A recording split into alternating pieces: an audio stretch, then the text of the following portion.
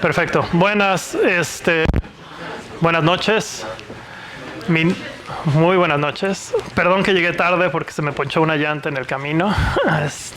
Entonces tuvimos que esperar a que llegara la grúa, nos cambiara la llanta y estamos aquí.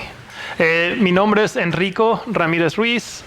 Soy profesor de la Universidad de California, Santa Cruz, en el departamento de astronomía y astrofísica. Soy colega de Sandy. Yo nací en la Ciudad de México, lo que le decían el DF cuando yo era chico. Fui a la Universidad Nacional Autónoma de México y estudié física. De ahí tuve una oportunidad de hacer un verano de investigación en Los Álamos, en Nuevo México, que me cambió la vida y me dio muchas oportunidades. De ahí fui a la Universidad de Cambridge, en Inglaterra, a hacer mi doctorado. Cuando terminé el doctorado, fui al Instituto de Estudios Avanzados en Princeton. No sé si alguna vez, ¿quién ha visto la película de Oppenheimer? Entonces, donde está Einstein platicando con Oppenheimer, ahí es el Instituto de Estudios Avanzados. Entonces, ahí tuve la oportunidad de hacer mi estancia postdoctoral y empecé como profesor en Santa Cruz en el 2007. O sea, ya tengo 15 años en la Universidad de California.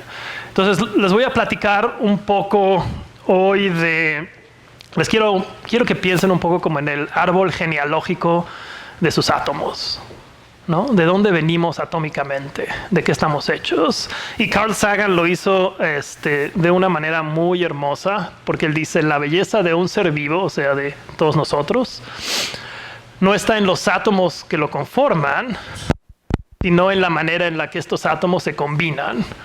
Y entonces lo que les voy a platicar un poco es la historia de los átomos, que está íntimamente ligada con la historia del universo, y por ende, su historia, su composición atómica, tiene la historia del universo implantada en su ser. Entonces, vamos a platicar un poco de dónde vienen ustedes atómicamente hablando, de dónde venimos todos nosotros. Entonces, si ustedes piensan cuántos átomos tenemos en nuestro cuerpo, es 10 a la 28. Esto es obviamente lo que decimos los científicos, notación científica, y eso es un 1 seguido de 28 ceros. O sea, es un número tan grande que es difícil siquiera entender. O sea, ustedes tienen más átomos que estrellas en el universo. ¿Sí? Tienen más átomos que granos de arena en el mar. ¿Ya? Y esos átomos son muy duraderos. Entonces tienen memoria de toda su travesía cosmológica.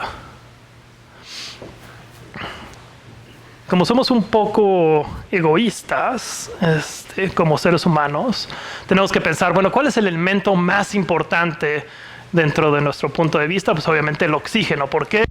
Porque la mayor parte de nuestro peso está hecho de oxígeno. O sea, el oxígeno es el 65% de la masa de nuestro cuerpo. Pues sigue el carbono, el hidrógeno y el nitrógeno. Entonces les voy a platicar, vamos a empezar por el oxígeno, porque el oxígeno es el elemento más importante de nuestro punto de vista, ¿no? El hidrógeno y el helio, ¿sí? Son elementos primordiales en el universo. Se crearon durante la gran explosión, ¿sí?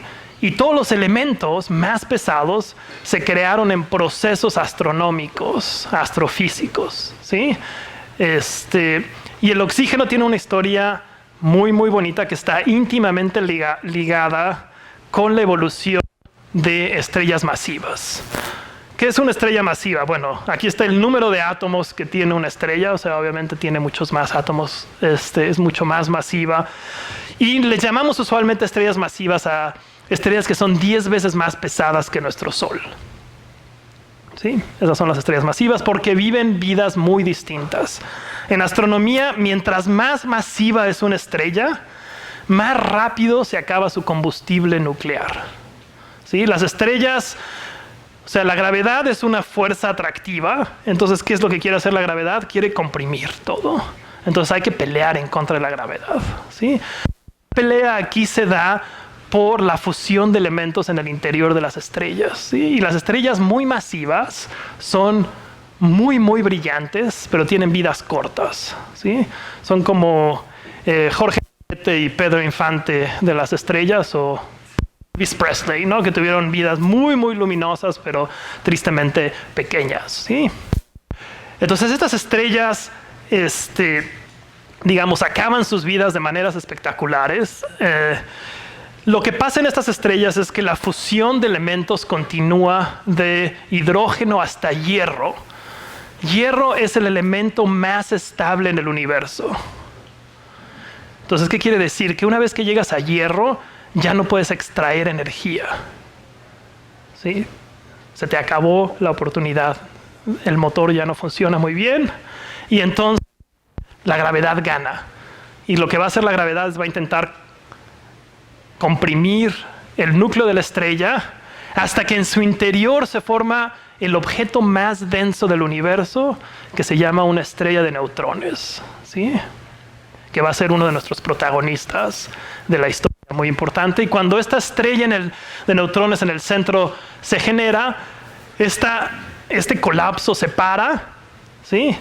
Se genera suficiente energía y, como les voy a enseñar, se crea una explosión que avienta las capas exteriores de esa estrella. Entonces, lo que les voy a mostrar aquí es una simulación numérica. Mucho de lo que nosotros hacemos, tanto Alejandra como yo, es simular el universo en una computadora. Obviamente no podemos hacer experimentos en el laboratorio con lo de átomos de 10 a la 58, pero la computadora sí los puede hacer. Entonces, lo que van a ver aquí es el colapso del núcleo de la estrella masiva. Ahí está el tiempo. Y lo que van a ver es, los colores son como temperatura, qué tan caliente está. Entonces, empieza a colapsarse, se calienta de manera muy alta, cientos de millones de grados, ¿sí? Y se genera suficiente energía para crear una explosión. Es un poco como si ponen una olla a hervir y la tapan muy bien, una olla de presión. Se genera tanta presión que puede pasar que la tapa salga volando. Y esto es exactamente lo que pasa aquí, ¿no? La implosión se cambia y ahí se genera una onda de choque después de una fracción de segundo, ¿sí? Y las estrellas tienen el núcleo de hierro y tienen oxígeno, tienen unas capas de elementos un poco menos pesados. La onda de choque pasa por estos elementos y los convierte primordialmente en oxígeno y hierro, ¿sí? Ahora, estas explosiones son altamente brillantes. Lo que les muestro aquí es una explosión de supernova del 2012.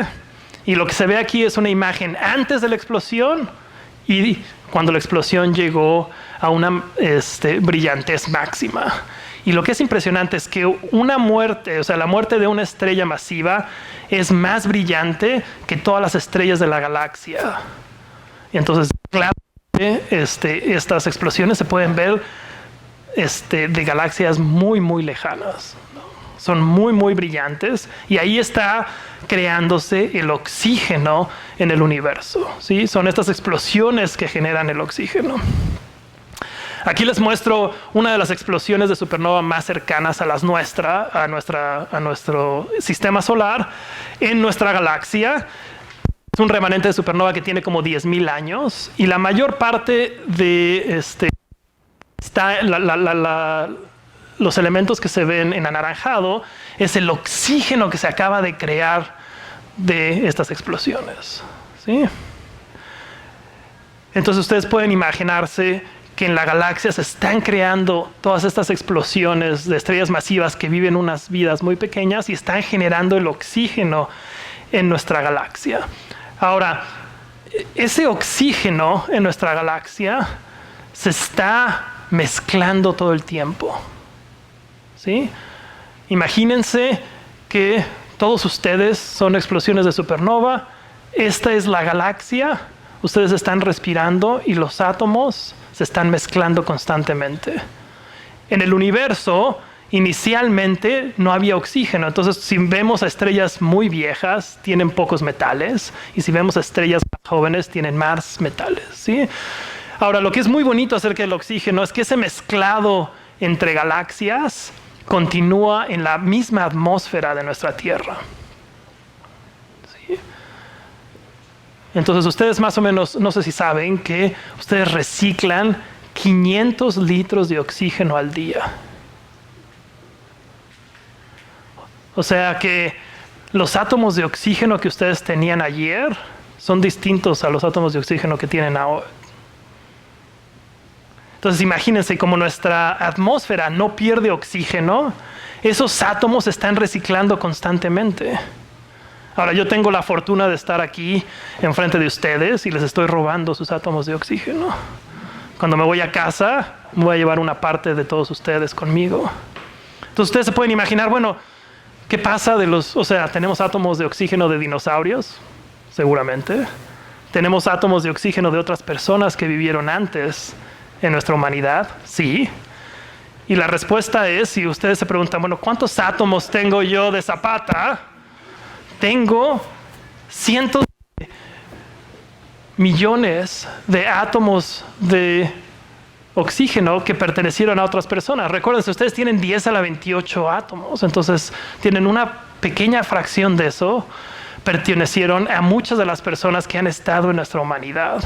Entonces obviamente ustedes pueden decir, bueno, si me siento poco inspirado, bueno, pues tengo que pensar en los átomos de oxígeno que comparto con César Chávez. ¿Quién de ustedes sabe quién es? Chabela Vargas, los estudiantes. Rafael, tú y yo estamos ya viejos, obviamente nos conocen. Sor Juana Inés de la Cruz, una poeta mexicana maravillosa. Octavio Paz, premio Nobel de literatura mexicano. Todos esos átomos los tienen ustedes en su cuerpo, ¿no? Entonces, si alguna vez se sienten como no muy inspirados, tienen que realmente platicar con esos átomos que ustedes poseen de otras gentes. Obviamente tenemos átomos de gente que ni siquiera o sea, no queremos acordarnos, ¿no? Entonces, esas gentes no le hagan caso a esos átomos que tienen. Concéntrense en toda la belleza humana que ustedes tienen dentro de ustedes. Algo que les quería yo platicar un poco es la historia de cómo se formaron los elementos más pesados. Estos elementos les voy a también demostrar que están dentro de su cuerpo, pero usualmente no pensamos mucho en ellos. Bueno, claro que el oro pensamos bastante, el platino también, porque son elementos que tienen un valor para la humanidad muy alto, aunque quizás no tienen usos muy espectaculares. Y el uranio también. Y les voy a demostrar un poco la historia de dónde creemos que estos elementos se forman, y un poco les voy a demostrar que estos elementos son necesarios para que exista vida en la Tierra, para hacerlos un poco más importantes para ustedes. Entonces, lo que les voy a demostrar es que la mayor parte del calor generado en el interior de la Tierra ahora mismo vienen de dos átomos, el uranio y el torio, y son elementos radiactivos. Entonces esos elementos radiactivos son los que generan el calor interno en la Tierra, y de hecho son responsables de generar el campo magnético de la Tierra. Si no tuviéramos esos elementos, la Tierra no tendría un campo magnético, y el campo magnético nos protege. Nos protege de radiación y partículas de muy altas energías que vienen hacia nosotros, ¿no? Entonces es una razón importante por la cual valorar estos elementos. Ahora, ¿cuánto oro tienen ustedes en su cuerpo? 10 a la 18 átomos de oro, ¿sí? Algo así como 0.2 miligramos de oro tienen en su cuerpo. Y si les gusta el sushi o el pescado crudo, tienen una fracción más alta de estos elementos pesados, porque los pescados retienen muchos elementos pesados, ¿sí? Entonces ustedes están llenos de oro, y se ve claramente ahora que los veo brillar. Ahora vamos a hablar sobre una medida que se llama 1 parte por 1000 millones. Entonces quería darles como un poco intuición de qué tan pequeña es 1 parte por 1000 millones. Entonces, imaginan una alberca olímpica, tiene algo así como 660,000 galones. Entonces, imagínense que ustedes agarran una cuchara de café y agarran, digamos, la llenan de agua de la alberca. Esa fracción es 1 parte por 1000 millones. Y eso es más o menos la fracción de oro en el universo por masa. ¿Sí? Entonces, una fracción muy pequeña de estos elementos pesados, pero juegan un papel muy importante tanto en la humanidad como en nosotros. Aquí está una lista de cuál es el porcentaje de oro en distintos lugares. Por ejemplo, en el universo, en promedio, tenemos 0.6 partes por miles de millones. En el Sol tenemos 1 parte por miles de millones. En un meteorito tenemos 170 veces más oro que en el Sol.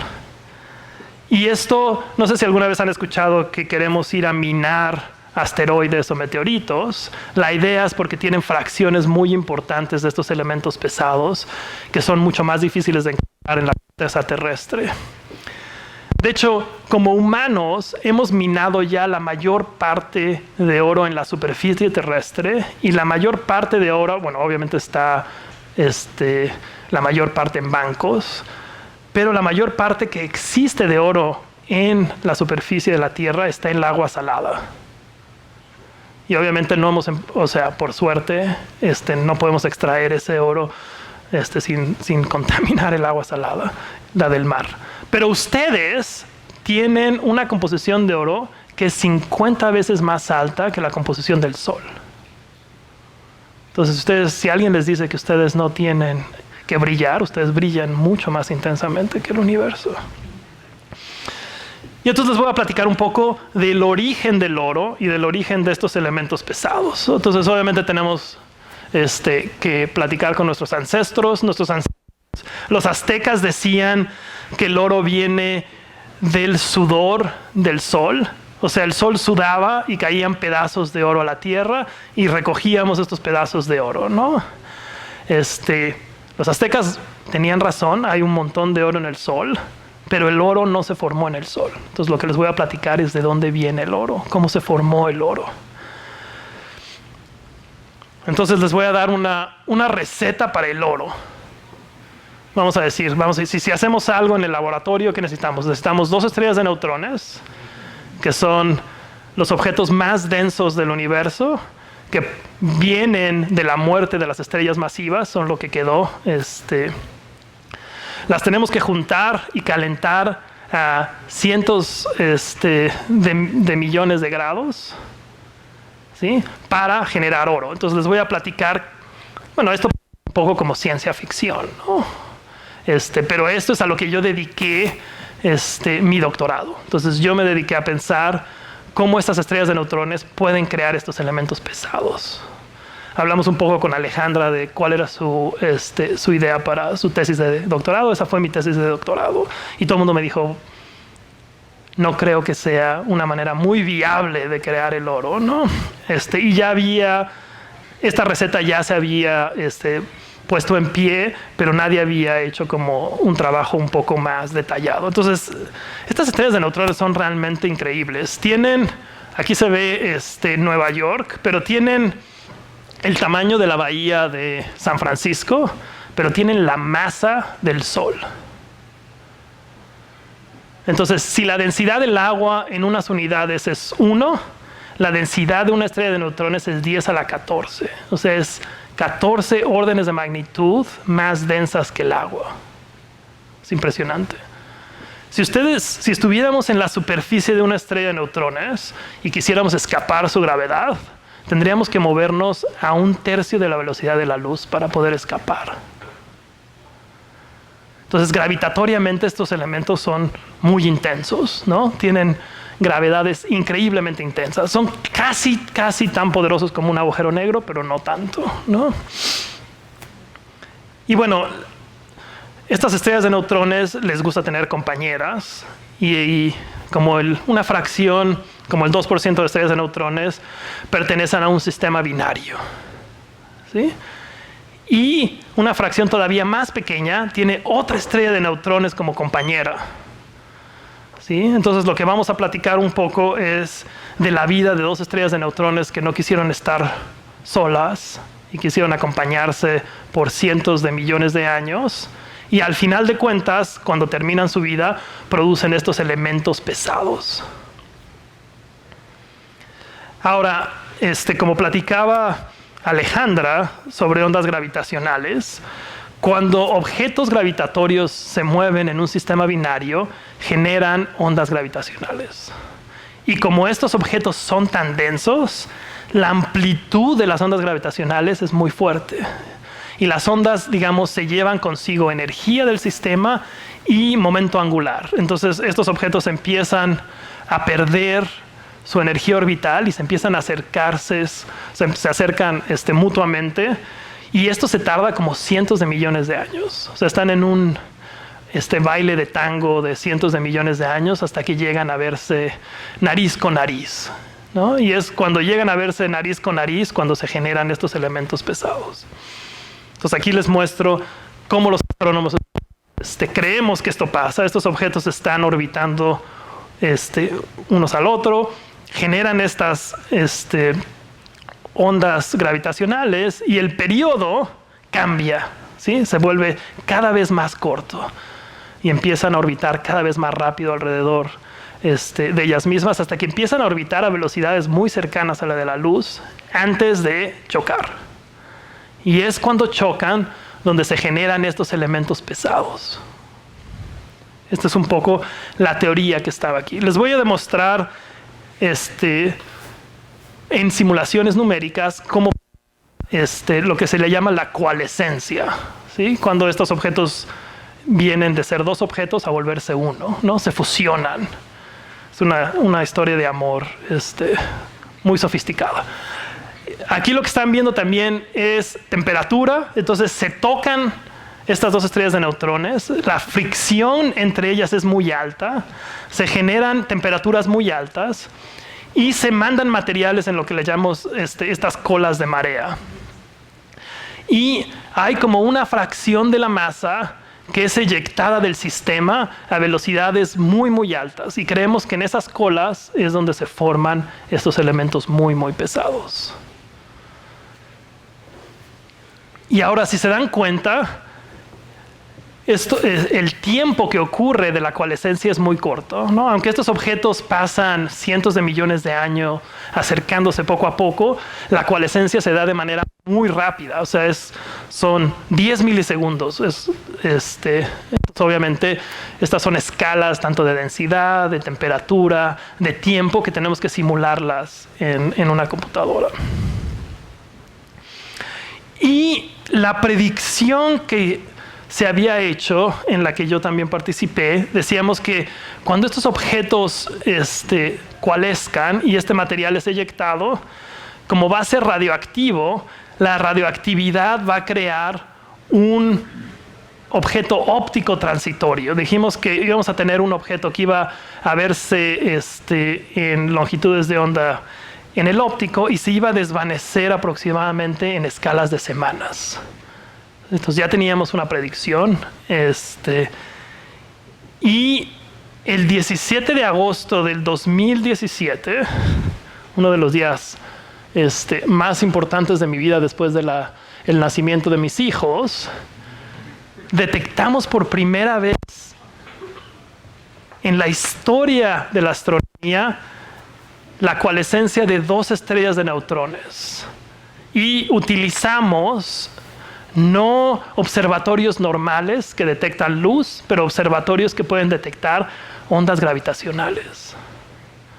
Cuando estas ondas gravitacionales llegan a la Tierra, ¿sí?, distorsionan la estructura del tiempo y el espacio de tal manera que podemos detectar estas ondas gravitacionales. Lo que ven ahí es la frecuencia de detección como función del tiempo. La frecuencia está relacionada con el periodo, de hecho es el inverso del periodo. Entonces, mientras esos objetos, el periodo se vuelve más pequeño, el inverso, la frecuencia, se vuelve más alta, ¿sí? Entonces, lo que están viendo ahí es la coalescencia en ondas gravitacionales de 2 estrellas de neutrones.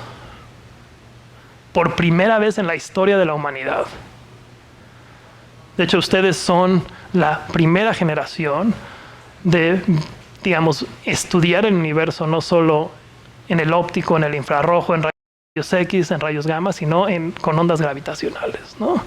Es como tener un sexto sentido que nadie más ha tenido en la historia de la humanidad. Ahora, ¿cómo funcionan estos observatorios? Los observatorios detectan la amplitud de la onda.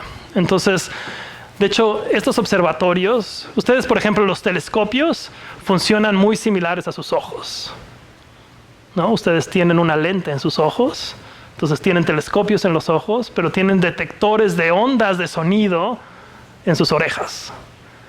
Y la detección de ondas de sonido es muy similar a la detección de ondas. ¿Sí? Entonces quiero, por ejemplo, que se imaginen, ¿cuántos detectores de ondas de sonido tienen ustedes?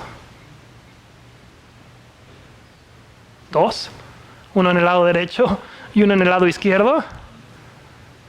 Entonces imagínense que ustedes cierran los ojos e intenten pensar, bueno, si viene un sonido detrás de mí o viene un sonido enfrente de mí, si está en este plano de simetría entre mis ojos y mis orejas, no puedo saber si viene de enfrente o de atrás. Entonces ustedes son, de cierta manera, no pueden decir en este plano de dónde vienen las ondas de sonido. De la misma manera, en Estados Unidos había 2 detectores de ondas gravitacionales. Uno en el sur, en el sureste de Estados Unidos, y otro en el noroeste de Estados Unidos. O sea, lo más separado posible. Entonces ya se imaginan, ahí están las 2 orejas. Entonces, estos detectores no pueden saber exactamente si las ondas gravitacionales vienen por enfrente o vienen por atrás. Entonces, ya había la gente se les llama plátanos o bananas en el espacio. Esos son, los detectores dicen, la onda vino por ese plano. Pero no puedo decir más o menos bien. Ahora, como las ondas gravitacionales tienen polarización, el plano no es infinito, pero esa onda gravitatoria que viene de, aquí está, las llamamos por la fecha, ¿no? El 17 de agosto del 2017, y se dan cuenta que la incertidumbre es un poco mejor que la incertidumbre que se había visto para los otros detectores. ¿Por qué? Porque 3 días antes de que las ondas gravitacionales de este objeto llegaran a la Tierra, prendimos un tercer detector en Italia. Entonces teníamos 3 orejas. Entonces pudimos decidir mucho más precisamente de dónde venían estas ondas gravitacionales. Y obviamente como astrónomos, si nos dicen, tienes que buscar un objeto transitorio en 2 semanas y puede ser, digamos, en una fracción muy alta, muy grande del cielo, es muy difícil de hacerlo, ¿no? Entonces queremos tener como localizaciones lo más precisas posibles. Y eso nos dio la oportunidad de buscar esto con telescopios. Y la historia que les voy a platicar es un poco como la historia de David y Goliat. Obviamente, nuestro equipo es David. ¿Por qué? Porque nosotros estábamos compitiendo con telescopios mucho más grandes que el telescopio que tenemos. Y les ganamos a los telescopios más grandes. Nosotros tenemos, esto está en inglés porque así se llama nuestra colaboración, se llama 1 meter, 2 hemispheres. O sea, tenemos 2 telescopios de 1 metro en 2 hemisferios distintos. Uno de ellos está aquí, en Lick Observatory, ese es nuestro telescopio del norte, y tenemos otro telescopio en Chile, que se llama el SWOBE Telescope. ¿Por qué? Porque no sabíamos si esta onda gravitacional iba a venir del sur o del norte, ¿no? Aunque el sur y el norte son conceptos humanos, ¿no? Y estábamos compitiendo con telescopios de 4 metros, ¿sí? Los equipos de Harvard, de Chicago, tenían telescopios mucho más poderosos que nosotros, y ahorita les voy a platicar cómo les ganamos. Entonces, esto fue lo que acabó pasando. Si ustedes se fijan, cuando pasó este evento, en Chile era de día. Entonces teníamos que esperar a que se hiciera de noche en Chile para poder observar este objeto. Ahora, si hubiera habido gente en África que hubiera buscado a este objeto transitorio, lo hubieran detectado primero que nosotros. Nos tuvimos que esperar a que se hiciera de noche en Chile. Ahora, la técnica que fue generada por uno de nuestros estudiantes de doctorado, David Coulter, que también es mexicoamericano, dijo lo siguiente: bueno, nosotros tenemos errores en el cielo que nos dice, bueno, hay una probabilidad del 50% de que el objeto gravitatorio vino de esta área. Y hay un 90% si esa superficie es un poco más amplia. Entonces, imagínense que ustedes tienen un telescopio pequeño. Si empiezan a hacer como azulejos y empiezan a ver toda esa superficie, pues nos iban a ganar los telescopios más grandes, porque tienen un campo mucho más amplio y pueden ver cosas mucho más profundas. Entonces lo que nosotros dijimos es, bueno, pero sabemos, no solo tenemos una idea de la superficie, pero también tenemos una idea del volumen, porque las ondas gravitacionales nos dicen la distancia de los objetos. Entonces dijimos, bueno, en vez de buscar un poco a ciegas, ¿por qué no buscamos a las galaxias que existen en estas regiones, ¿no? Entonces empezamos a buscar a distintas galaxias y seleccionamos galaxias que creíamos que iban a ser más probables en tener este objeto. ¿Cuáles son las galaxias que buscamos? Las galaxias con más estrellas, ¿no? Si tienes una cantidad de estrellas más altas, quiere decir que quizás tienes una probabilidad más alta de generar uno de estos objetos. Y entonces ese fue el algoritmo que David hizo, que nos hizo de hecho ganar un poco la búsqueda. Entonces lo que les voy a enseñar ahí es 46 minutos después de que se hizo de noche en Chile. Ahí está. Y lo que hizo David es, dijo, bueno, voy a ver si hay galaxias que están muy juntas, pues las puedo ver de un solo jalón, y empiezo a buscar como galaxias cercanas en esta superficie.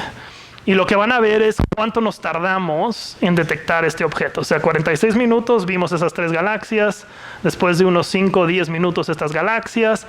Seguimos viendo por toda la superficie. Empezamos otra vez del otro lado. Y ahí fuimos los primeros en detectar los fotones ópticos que venían de la contraparte de ondas gravitacionales.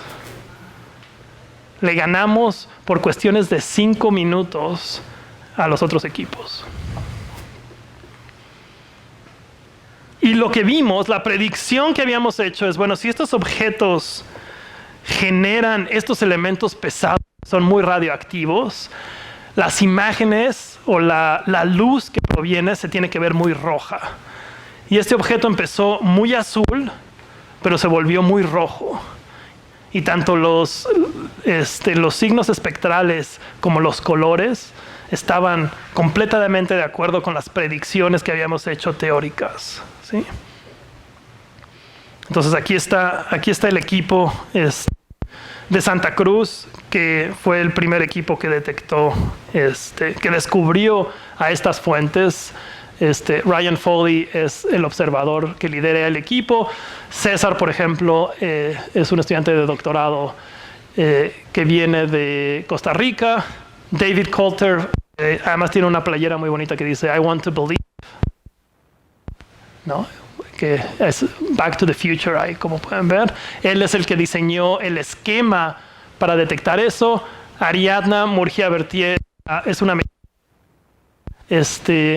que generó la teoría, y es la primera autora del artículo de teoría. Y Charlie Kilpatrick es el primero que vio el objeto. Hizo una diferencia de imágenes y dijo, ¡oh! Hay un objeto transitorio.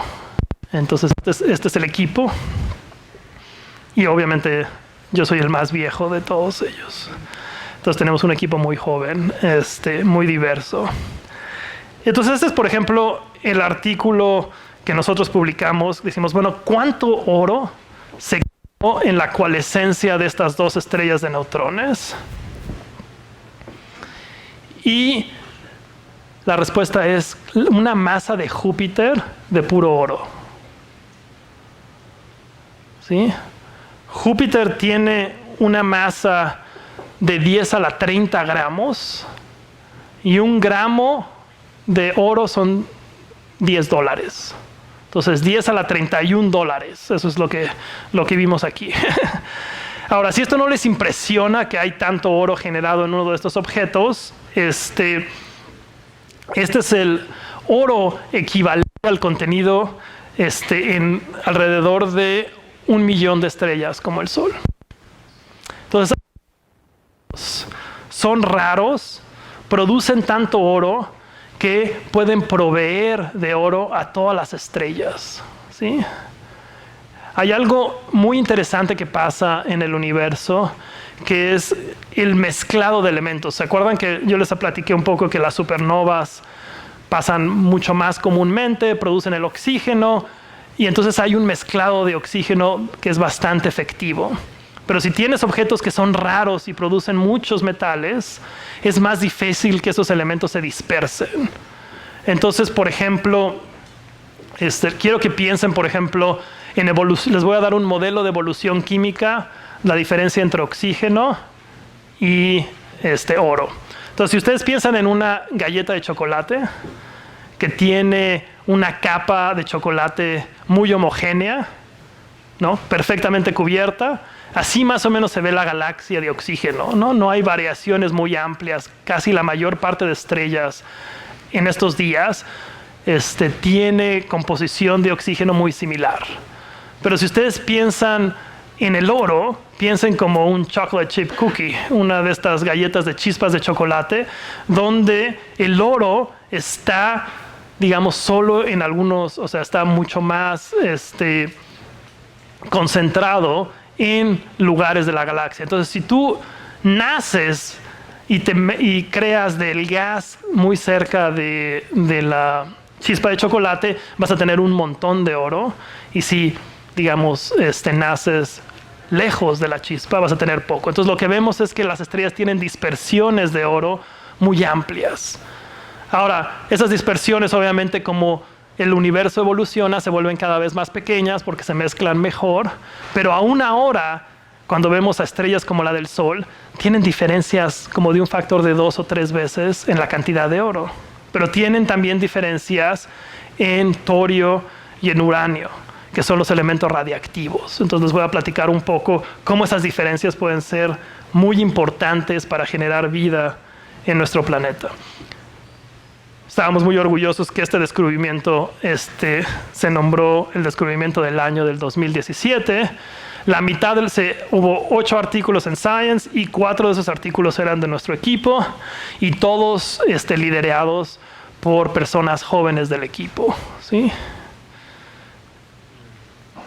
Ahora, les podría dar una charla un poco más compleja de entender cada elemento de la tabla periódica, ¿no? Si ustedes han visto ya la tabla periódica, les puedo decir que la evolución química en el universo es un poco más compleja de esta historia que les he dado, que es un poco más sencilla, pero de los elementos que estamos hablando son los elementos anaranjados. Esos elementos anaranjados creemos que vienen de estas binarias compactas, la coalescencia de estrellas de neutrones, mientras estrellas masivas como las que dan pie al oxígeno son verdes, y ven claramente que el oxígeno es completamente verde, ¿no? El oxígeno viene claramente de la muerte de estas estrellas masivas. Ahora, hay unos objetos en el universo que se llaman enanas blancas. Esos son cuando el Sol acabe su vida, en el interior no se va a formar una estrella de neutrones, pero se va a formar una enana blanca. Y a veces esas enanas blancas pueden explotar. Y cuando explotan dan lugar a nuevos elementos, y esos son los elementos que ven ahí en azul. Mientras que las estrellas livianas, como la del Sol, un poquito más masivas que la del Sol, pero no masivas como las que dan lugar a supernovas, generan los elementos que ven ustedes que son amarillos. ¿sí? Entonces, todos estos elementos están en su cuerpo. Si ustedes se preguntan, ¿cuántas explosiones de supernova yo tengo en mi cuerpo? La respuesta es como cientos de millones de explosiones distintas de supernova se mezclaron en la galaxia para darles lugares a ustedes. Ahora, ¿qué pasó? Todo esto se mezcló, se generó una nube, de esa nube nació el Sol y de esa misma nube nacimos nosotros, ¿no? Nosotros tenemos una composición muy similar a la del Sol, bueno, más similar, de hecho, a la de la Tierra. Entonces, no sé si ustedes alguna vez se sienten tristes y quieren platicar sobre el origen del universo, la gran explosión, le pueden preguntar a sus átomos de hidrógeno que les platiquen cómo estuvo todo hace cientos de millones de años. Si ustedes dicen, bueno, ¿cuántas coalescencias de estrellas de neutrones tengo en mi cuerpo? Como 10,000. 10,000 distintas coalescencias en promedio de estrellas de neutrones generaron el oro de su cuerpo, ¿no? Entonces, obviamente todos somos mucho más similares unos a otros. Ahora, como les platicaba, estos elementos son muy importantes para la vida porque generan estos movimientos interiores en la Tierra que les llamamos movimientos de convección, que cuando estos movimientos de convección los acoplas con la rotación de la Tierra, dan lugar a la generación de un campo magnético en la Tierra. Y ese campo protege. Eso es muy importante para nosotros, muy importante para la vida. Esto es un artículo que yo tuve la oportunidad de trabajar con Sandy Faber. Es uno con ella, pero es uno de mis artículos favoritos. Porque estos elementos son esenciales para la vida. Imagínense que, recuerdan que les platiqué que el mezclado de los elementos no es muy efectivo. Entonces imagínense que tienes una estrella como la del Sol, pero tiene 3 veces más oro. Entonces eso va a pasar ahí. El calentamiento mucho más intenso, vas a tener volcanes extremos, pero no vas a poder generar un campo magnético. Entonces esa no es una tierra que tú quieres vivir. La tierra análoga, vemos que es muy importante porque donde vivimos nosotros nos dio la oportunidad de generar un campo magnético. Pero si tienes menos de estos elementos, tienes mucho menos calor generado. Sí puedes generar un campo magnético, pero no tienes, por ejemplo, vulcanismo. Entonces estaríamos geológicamente muertos, que también es una receta muy importante para la vida, porque los volcanes nos proveen de muchos elementos primordiales. Entonces yo quería un poco platicarles que, bueno, es impresionante que nosotros como astrónomos estamos investigando un poco de dónde venimos, ¿no? Y no solo de dónde venimos en el universo, sino de dónde viene nuestra propia composición. Entonces ustedes quiero que se queden un poco con esta idea de que íntimamente ligados están con los elementos y los átomos que los componen y cómo se crearon estas. Y bueno, un poco también la historia del descubrimiento, la historia de la Universidad de California, Santa Cruz y el observatorio de Lick ha tenido en estos descubrimientos muy brillantes, y obviamente también cómo está cambiando la astronomía, ¿no? Un poco lo que les platicaba Alejandra, dijo, ¿sabes qué? No he visto mucha gente que se parece a mí. Si ven el equipo que descubrió este objeto, ya se parece mucho más a nosotros. Estamos cambiando la astronomía poco a poco, la estamos haciendo mucho más incluyente y estamos haciendo que voces como las de ustedes y toda su inteligencia y brillantez pueda ser reflejada para crear una mejor astronomía. Y bueno, ahí les doy las gracias y tomo preguntas. Muchas gracias.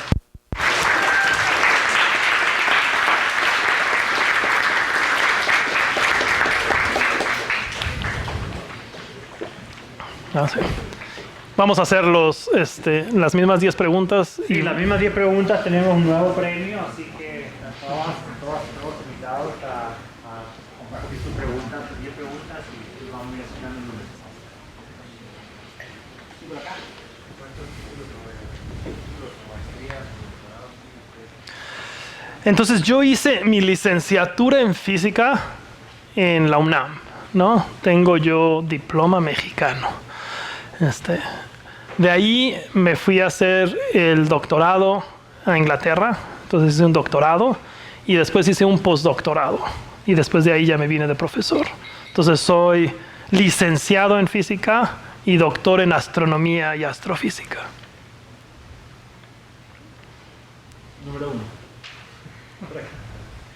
¿Cuáles fueron los obstáculos que usted encontró en el camino para llegar a donde estaba y cómo superó esos obstáculos? La pregunta que escucharon todos, una pregunta muy importante: ¿cuáles son los obstáculos que yo he tenido y cómo los pude superar o todavía los sigo intentando superar? Los obstáculos han sido bastantes, obviamente. Digamos, siendo mexicano en general es difícil, por ejemplo, tener un poco más de reconocimiento cuando tú hiciste la licenciatura en México, intentar convencer a científicos tanto de Europa como de Estados Unidos que nuestros grados son importantes. Yo tuve la oportunidad de ir, te platico dos historias. La primera historia es cuando tuve la oportunidad de hacer una estancia de investigación en Los Álamos y tuve la suerte de que tuve un mentor genial, una persona que me apoyó mucho, que creyó mucho en mí. Yo no sabía hablar inglés muy bien cuando llegué a Estados Unidos, realmente. Entonces eso fue un poco una complicación, pero él me apoyó mucho.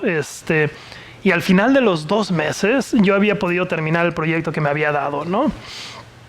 Y él entró al cuarto donde estaban los otros estudiantes y dijo: oye, Enrico, ya vi tus resultados, vi lo que escribiste, está genial, te voy a invitar a que vayas a un congreso a que presentes estos resultados. Y dijo un comentario que no fue muy bonito para los demás que estaban ahí. Dijo: bueno, al menos puedo confiar en ti, ¿no? Como diciendo que los otros chicos que habían estado conmigo pues no habían hecho tanto. Y entonces uno de los estudiantes se puso a llorar y entonces yo platiqué un poco con él y me dijo: no, es que no, o sea, yo sé que no hice lo suficiente, pero lo peor que me pudo haber pasado es que alguien de México lo hubiera hecho mejor que yo, ¿no? Eso fue como una de las primeras experiencias que dije: no, ¿cómo nos tratan? Y después yo hice mi doctorado en Inglaterra, y en Inglaterra eres como, no sé, como un pájaro exótico, ¿no? Ser mexicano, nadie sabe dónde está México, no sabes si eres sudamericano, no, nadie entiende. Entonces, pues ahí, bueno, la gente a veces creía que yo era ¿no? Y tuve la oportunidad de ir al Instituto de Estudios Avanzados, me fue bastante bien en el doctorado. Tuve un profesor en Cambridge muy famoso, de hecho que ha trabajado mucho con Sandy Faber, que se llama Martin Rees, que me apoyó muchísimo, una persona increíble. Y cuando llegué al Instituto de Estudios Avanzados, pues yo no me la creía. Decía: un mexicano que llega en el mismo lugar donde estuvo Einstein, ¿no? Y después de un par de años, uno de los profesores que estaba ahí me dijo: ¿sabes qué? Vamos a tener una junta muy importante sobre el futuro de tu carrera científica. Y dije: ay. Y bueno, me llamó y me dijo: ¿sabes qué? Te he observado por un par de años. Creo que eres una persona creativa. Sabes física bien. Me gusta la manera en la que piensas. Creo que el campo de astronomía necesita tener gente como tú y yo te voy a apoyar a que te den un trabajo de profesor en una muy buena universidad. Pero lo primero que tengo que hacer es como darte un makeover, ¿no? Y me dijo: no quiero de aquí en adelante que le digas a nadie que eres mexicano. Porque cuando dices que eres mexicano, la gente va a creer que no eres lo suficientemente bueno, ¿no? Entonces, bueno, a mí me costó como mucho trabajo pensar, o sea, ¿cómo es posible que alguien te diga que tienes que olvidarte de tu identidad, de tu país, de dónde vienes, para poder pertenecer a un campo, ¿no? Y bueno, ese tipo de cuestiones pasan bueno, no les tengo que decir a ustedes que lo han vivido desde que han nacido, que hay un montón de prejuicios siendo latino, en este país. Y bueno, entonces hay que sobresalir un poco eso, ¿no? Y te ayuda mucho para mí me ayudó mucho empezar a entender las estructuras sistémicas de opresión en este país, para decir, ¿sabes qué? No es algo, el problema es de ellos, ¿no? No es un problema mío, y no tengo que dejar que la gente me diga lo que puedo o no hacer, ¿no? Pero obviamente necesitas tener como estructuras de apoyo amplias, ¿no? Tanto tus padres como maestros, gente que cree en ti, para que empieces tú a creer en ti mismo, ¿no? Entonces sí he tenido, o sea, no ha sido fácil, pero también he podido crear programas para apoyar a estudiantes como ustedes, que ahora son eminencias en la astronomía, y estamos intentando cambiar la fase de la astronomía, pero en general pues sí hay un montón de prejuicios y el camino no es fácil, ¿no? Pero hay ya mucha gente, o sea, imagínense ustedes, yo les quiero platicar de algo que es impresionante para mí. O sea, Sandy es una de las astrónomas más famosas del mundo, ¿sí? Más famosas. O sea, si ustedes le dan la mano a Sandy, le están dando la mano a Obama, le están dando la mano a un montón de gente importante en este país, ¿sí? ¿Y a qué se dedica ella? A apoyarlos a ustedes. A decir, nosotros tenemos que cambiar la ciencia de este país para que los incluya a ustedes. Eso, o sea, el hecho de que Sandy cree en ustedes, les tiene que dar un montón de motivación, ¿sí? Que exista alguien como ella que ha creído en mí. Sandy ha sido una de mis mentoras más importantes en mi vida. Yo no tendría la carrera que tengo si no fuera por ella.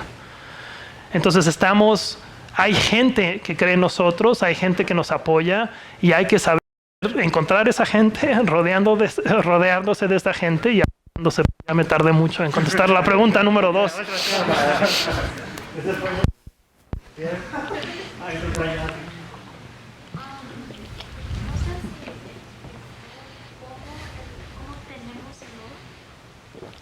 La pregunta es, no me quedó muy claro cómo tenemos el oro en nuestro cuerpo, ¿no?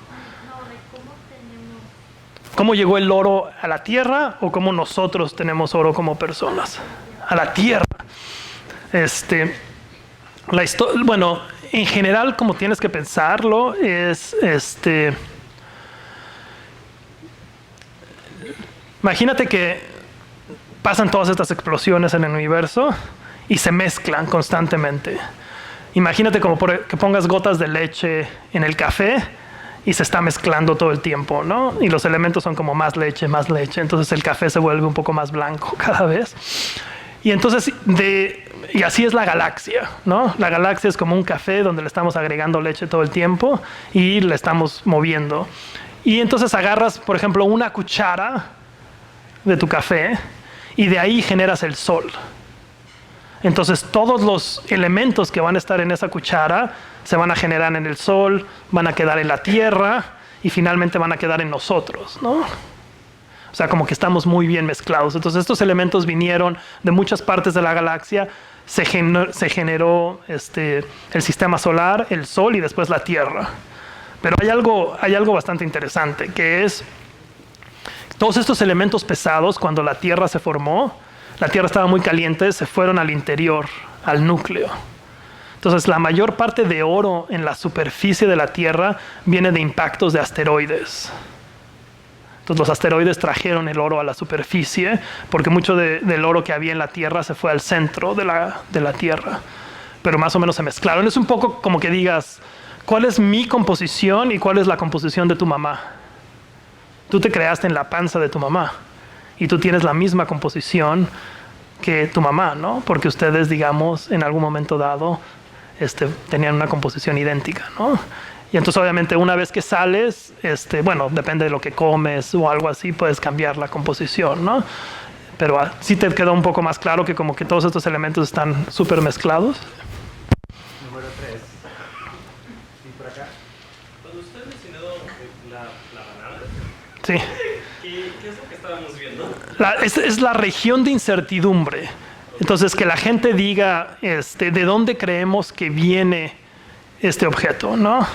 Entonces, por ejemplo, si yo cierro los ojos y escucho un sonido, en la visión que tengo aquí, yo no puedo decir. Entonces, si tú, digamos, si alguien hace un experimento, yo diría, pudo haber venido de enfrente, por arriba o por atrás, pero no sé exactamente de dónde. Entonces, es como la incertidumbre, ¿no? Que te dice, sabes que no vino de la derecha, sabes que no vino de la izquierda, pero tuvo que venir en este plano. Entonces, como antes teníamos 2 detectores, solo había este plano, y una vez que tienes un tercer detector, ya puedes triangular de manera más efectiva, ¿no? Para encontrar posiciones más cercanas. Y eso era la incertidumbre de dónde vienen las ondas gravitacionales. ¿De dónde en el cielo vienen las ondas gravitacionales, no? Y es porque no podemos hacer imágenes. Entonces, sí, me imagino, piensa un poco, si cierras los ojos e intentas, por ejemplo, intentar caminar o intentar entender el espacio. O sea, mucha gente, por ejemplo, o animales que no pueden ver, mandan ondas, las ondas rebotan y entonces intentan hacer como una estructura de dónde estamos, ¿no? Pero bueno, aquí no tenemos la habilidad de, por eso tus ojos ven porque puedes hacer una imagen muy nítida en el cielo, entonces puedes decir, ahí vino exactamente, ¿no? Mientras que en ondas gravitacionales es mucho más difícil, ¿no? 4 por ahí. ¿Había una pregunta por ahí atrás? ¿Sí? ¿El oro de dónde? Pues sí, o sea, si te cortas la uña, ¿no? Tienes una fracción de oro un poquito muy pequeña, ¿no? Pero pues realmente no te va, o sea, imagínate, nosotros tenemos 0.2 miligramos de oro, que es más o menos de $1 centavo. Pero que nadie te diga que no eres muy valioso. ¿Ok? Número 5.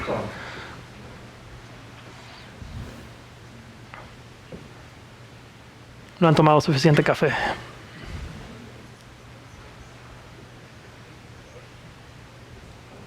Al igual como Tú si quieres premio, dices, si pregunto 3 preguntas, incrementa la probabilidad de que me dé premio. Entonces, al igual como las estrellas mueren, también pueden nacer Ajá. las estrellas.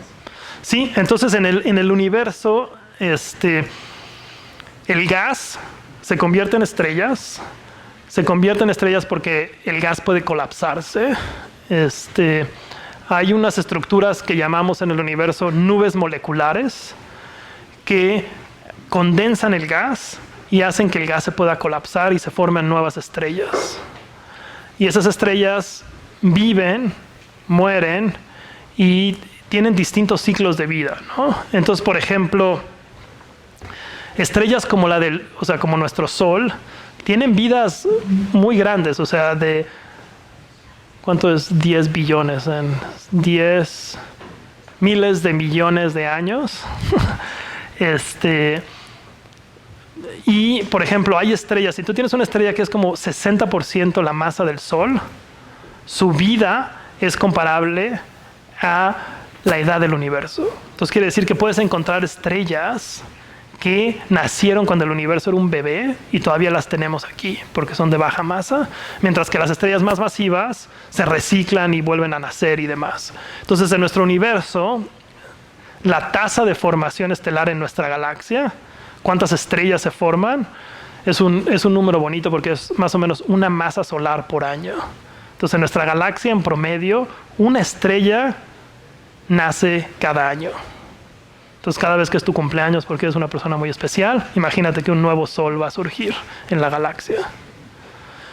Y la tasa estelar, por ejemplo, más altas que conocemos en el universo son como cientos o no miles de masas solares por año en galaxias cuando el universo era mucho más joven, donde había muchas más tasas de formación estelar. Pero lo que le va a pasar al universo es que, sabes que el universo se está expandiendo, todo se está enfriando y en algún momento dado ya no se van a poder formar ningún tipo de estrellas. Entonces, como creemos nosotros en el futuro, el futuro parece ser que va a ser un universo sin estrellas nuevas y solo va a haber estrellas de neutrones o enanas blancas y remanentes. Quizás ya no va a existir vida si el universo se sigue expandiendo. Va a pasar mucho tiempo. Doble.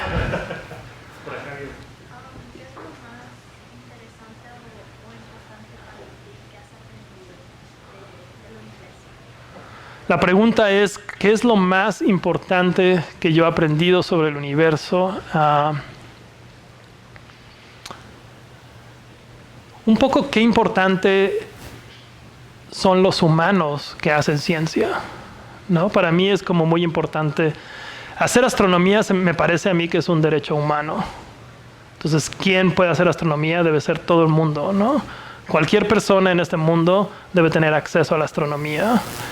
Y como astrónomo me he dado cuenta que, bueno, ojalá te haya convencido hoy que nosotros somos, digamos, consecuencias del universo, ¿no? Que todos nuestros átomos, o sea, tu árbol genealógico no solo va con tu abuela, tu bisabuela, viene también de explosiones del universo, de la gran explosión. Entonces, para mí, el astrónomo, bueno, el ser astrónomo me he dado cuenta de dos cosas, de qué tan importantes son los seres humanos y qué tan importante es nuestra Tierra y lo importante que es cuidar a nuestra propia Tierra, ¿no?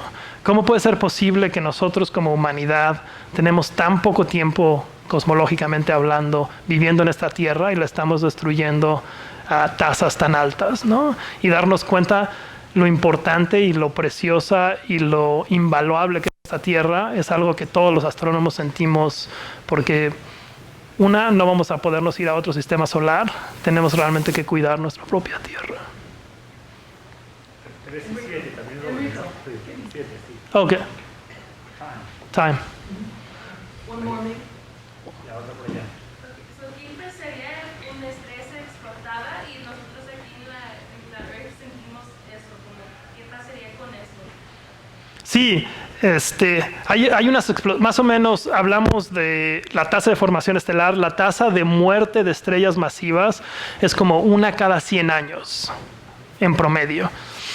Entonces, obviamente, si llegara a pasar, si la estrella más cercana a nosotros, más masiva, explotara, veríamos como un segundo sol en el cielo por un mes o un año, ¿no? Sería súper brillante, estaría increíble. Pero, por ejemplo, en la historia de la humanidad, tanto las comunidades indígenas, en China, ha habido comunidades que han dicho, ¿sabes qué? Vi una nueva estrella en el cielo y ahora podemos volver después de 1000 años y vemos el remanente de supernova que, por ejemplo, los chinos vieron en el cielo, ¿no? Esa es la otra por acá. Parece que ya no tenemos mucho tiempo. La última, la última, ¿no? Sí. ¿Yo? Me gustaban mucho las ciencias, me gustaba mucho la física, me encantaba la biología, me gustaba mucho el origen de la vida, pero de pronto me enamoré de la física y de pronto dije, ¿cómo es posible que puedas aprender leyes de la física en la Tierra y aplicarlas al espacio y funcionan bien? Y ahí dije, no, también quiero ser astrónomo.